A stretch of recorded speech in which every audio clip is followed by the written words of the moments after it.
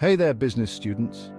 Today, let's dive into the fascinating world of production and cost analysis.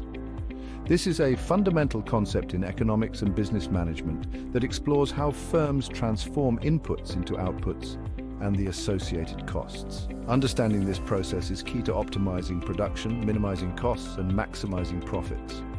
First up, let's talk about inputs and outputs. Inputs are the resources used in production, things like labor, capital, land, and raw materials. Outputs are the final products or services. So, for example, in a bakery, inputs include flour, yeast, water, labor, and ovens. The output, delicious loaves of bread. Next, we have production functions.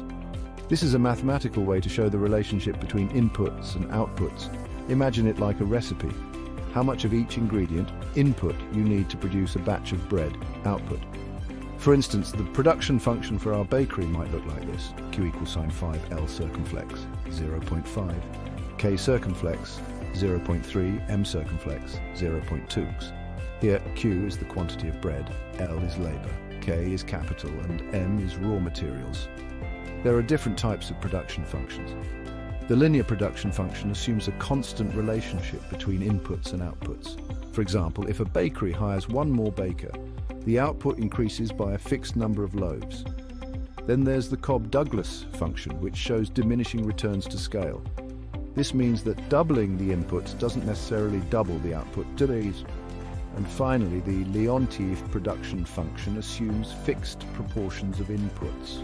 Think of it like a strict recipe. Without the right ratio of flour to water, you can't make the bread. Now, let's distinguish between the short run and the long run production periods.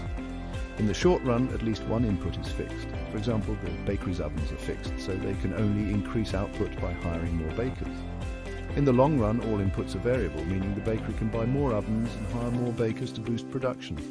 Understanding production also means diving into cost analysis. Costs are classified as fixed or variable. Fixed costs, like rent and salaries, don't change with the level of output. Variable costs, like raw materials and wages for temporary workers, do vary. Total cost is the sum of fixed and variable costs. Marginal cost is the additional cost of producing one more unit of output. For our bakery, that's the cost of the extra flour and labor needed to make one more loaf of bread. Lastly, let's talk about economies and diseconomies of scale. Economies of scale happen when increasing production reduces the average cost per unit. For example, buying flour in bulk at a lower price. Diseconomies of scale, on the other hand, occur when increasing production increases the average cost per unit, often due to inefficiencies. To sum it up, production and cost analysis is crucial for businesses to transform inputs into outputs efficiently while managing costs. By understanding these relationships, firms can optimize their production processes and enhance profitability. Thanks for joining me. Keep analyzing, keep optimizing, and keep learning. See you next time.